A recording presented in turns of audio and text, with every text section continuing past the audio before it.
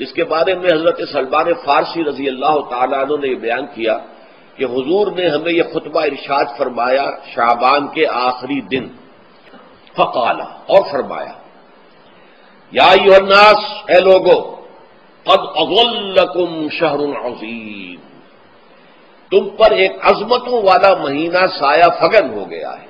ظل کہتے ہیں سائے کو، اظلکم تم پر سایہ فگن ہو گیا ہے، ایک بہت عظمتوں والا مہینہ۔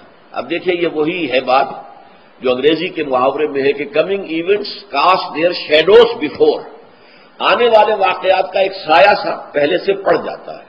تو ابھی مہینہ شروع نہیں ہوا رمضان مبارک کا، لیکن وہ آیا چاہتا ہے، تو گویا کہ اس کا ایک سایہ پہلے آ گیا ہے، جس کو حضور فرما رہے ہیں کہ تم پر سایہ کر لیا ہے ایک ایسے مہینے میں کہ جو بہت عظمتوں والا ہے۔ شہر مبارک، وہ مہینہ بہت برکتوں والا ہے۔ شہر فیہ لیلۃ خیر من الف شہر، یہ وہ مہینہ ہے کہ جس میں ایک رات وہ بھی ہے کہ جو 1000 مہینوں سے افضل ہے۔ اور یہ ظاہر بات ہے قرآن مجید کی صورت ہے مکمل، انا انزلناہ فی لیلۃ القدر وما ادراک ما لیلۃ القدر لیلۃ القدر خیر من الف شہر، اس کی طرف اشارہ ہے۔ اب اس کے بعد جو جملہ ہے جعل اللہ صیامہ فریضۃ، اللہ نے اس مہینے کا روزہ رکھنا فرض قرار دے دیا ہے۔ وہ قیام لیلہ، ایک تو قیام اللیل کے لفظ پر غور کیجیے، اور اس کی راتوں کے دوران کھڑے رہنے کو تطوعاً آزاد مرضی پر چھوڑ دیا ہے۔ کتب علیکم الصیام کما کتب علی الذین من قبلکم لعلکم تتقون، تاکہ تمہارے اندر تقوی پیدا ہو جائے۔ اب یہ ہے حکمت صوم کی پہلی آیت۔ تقوی کسے کہتے ہیں؟ بچنا۔ کس چیز سے بچنا؟ اللہ نے جو چیزیں حرام کی ان سے بچنا، اللہ کے احکام کو توڑنے سے بچنا۔ جب رمضان کا مہینہ وہ ہے کہ جس میں قرآن نازل کیا گیا، اب جو شخص بھی اس مہینے کو پائے اس پر لازم ہے کہ اس کے روزے رکھے۔ ہاں من کان مریضا او علی سفر، جو شخص ہو مریض، بیمار ہو یا سفر پر ہو، فعدۃ من ایام اخر، تو وہ تعداد پوری کر لے دوسرے دنوں میں۔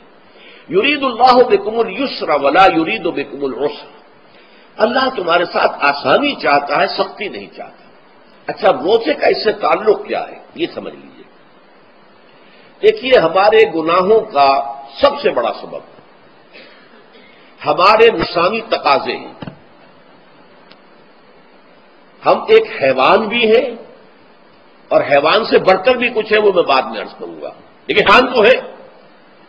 جیسے ہر حیوان کو کچھ خوراک کی ضرورت ہے، ہمیں بھی ضرورت ہے۔ ہر حیوان کو بقائے نسل کا معاملہ جنسی ہے، وہ ہمارا بھی ہے۔ ہر حیوان کو کوئی نہ کوئی سر چھپانے کی جگہ چاہیے، کوئی گھونسلہ ہو، کوئی کھو ہو، کوئی بل ہو، کچھ بھی ہو، کچھ چاہیے آتے۔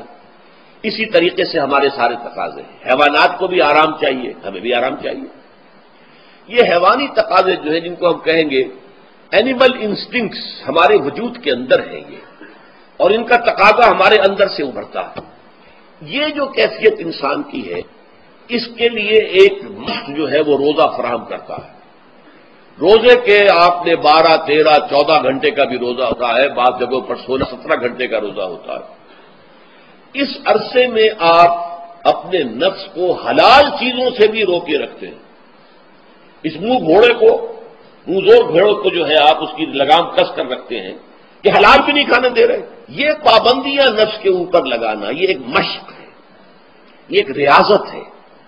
اس ریاضت کا حاصل یہ ہونا چاہیے کہ انسان بقیہ 11 مہینوں میں اپنے آپ کو حرام سے تو بچائے نا۔ یہاں وہ حلال سے رکا ہوا ہے اللہ کے حکم سے، کہ حلال چیز بھی نہیں کھا رہا، دن بھر نہیں پی رہا، دن بھر نہیں اپنی کوئی شہوت پوری کر رہا، دن بھر حلال ذرائع سے بھی، تو اس سے اس کے اندر یہ ایک، اس کو ہم کہیں گے سیلف کنٹرول پیدا ہو جائے، اپنے نفس کو قابو میں کر لے۔ یہ گویا کہ اس کا سب سے پہلا اس روزے کی ریاضت، روزے کی مشق کے حوالے سے یہ اس کی حکمت ہوئی کہ اس سے کے ذریعے سے انسان میں سیلف کنٹرول پیدا ہو رہا ہے، ضبط نفس۔ شہر رمضان الذی انزل فیہ القرآن ھدی للناس وبینات من الھدی والفرقان، یہ قرآن کیا ہے، کیا بنا کر نازل کیا گیا؟ یہ حال ہے، یہ لوگوں کے لیے، پوری نوع انسانی کے لیے ہدایت ہے، اور یہ ہدایت بینات کی شکل میں آئی، واضح تعلیمات جن میں کوئی شک و شبے کی گنجائش نہیں، از خود روشن۔ بینہ اسے کہتے ہیں وہ شے جو از خود روشن ہو، جس کو ہم کہتے ہیں کہ آفتاب آمد، دلیل آفتاب۔ جب سورج طلوع ہو گیا تو اپنے وجود پر وہ خود دلیل ہے، اسے کسی اور دلیل سے ثابت کرنے کی ضرورت نہیں ہے، از خود واضح۔ تو بینات من الہدیٰ، جو قرآن کی بنیادی ہدایت ہے وہ بینات پر مشتمل ہے، واضح چیزیں جو انسان کے لیے، اس کی فطرت کے لیے جانی پہچانی چیزیں ہیں۔ یہ کوئی باہر کی چیز نہیں آ رہی ہے، اس کے قلب کی گہرائیوں کے اندر یہ سب کچھ موجود ہے، اور اس کی گواہی اس کے قلب کی گہرائیوں سے نکلتی ہے۔ جہاں دیکھنا تقریر کی لذت کے جو اس نے کہا، میں نے یہ جانا کہ گویا یہی میرے دل میں ہے، اس نے تو میرے اپنی فطرت کی ترجمانی کی ہے۔ والفرقان، بینات من الہدیٰ والفرقان، یہ بینات کا اطلاق فرقان پر بھی ہو رہا ہے، حق و باطل کے اندر فرق کر دینے والی شے۔ بین صورت میں یہ حق ہے، یہ باطل ہے، یہ جائز ہے، یہ ناجائز ہے، یہ غلط ہے، یہ صحیح ہے۔ یہ ہے قرآن مجید کی عظمت کا بیان۔ ان رسول اللہ صلی اللہ علیہ وسلم قال، کہ اللہ کے رسول صلی اللہ علیہ وسلم نے فرمایا، الصیام والقرآن یشفعان للعبد، روزہ اور قرآن بندے کے حق میں شفاعت کریں گے۔ یقول الصیام، روزہ یہ عرض کرے گا اللہ کی جناب میں، اے رب پروردگار، انی منعتہ الطعام والشہوات بالنہار، میں نے تیرے اس بندے کو دن کے دوران کھانے پینے سے اور اپنی شہوت کا تقاضا پورا کرنے سے روکے رکھا، یہ میری وجہ سے روکا رہا، تو میری شفاعت اس کے حق میں قبول فرما، فشفعنی فیہ، میری شفاعت اس کے حق میں قبول فرما۔ ویقول القرآن، قرآن کیا کہے گا، منعہ النوم باللیل، میں نے اسے رات کے وقت سونے سے، نیند سے روکے رکھا، فشفعنی فیہ، تو اس کے حق میں میری شفاعت قبول فرما۔ حضور فرماتے فیشفعان، ان دونوں کی شفاعت قبول کی جائے گی۔ یہ ہے قیام اللیل۔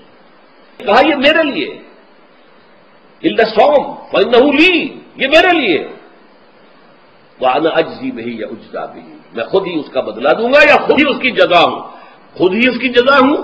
اللہ کے اس بندے کا تعلق میرے ساتھ ایسا قائم ہو جائے گا کہ گویا کہ اسے میں مل گیا، اور میرا یہ مل جانا ہی در حقیقت انسانیت کی معراج ہے۔ اور دعا کے بارے میں جان لیجئے کہ حضور نے فرمایا، الدعاء مخ العبادہ، دعا جو ہے عبادت کا اصل جوہر ہے، لب لباب ہے، اور یہ بھی کہا الدعاء هو العبادہ، دعا ہی اصل عبادت ہے، دعا ہی اصل عبادت، دعا جو ہے وہ روح ہے اس کی۔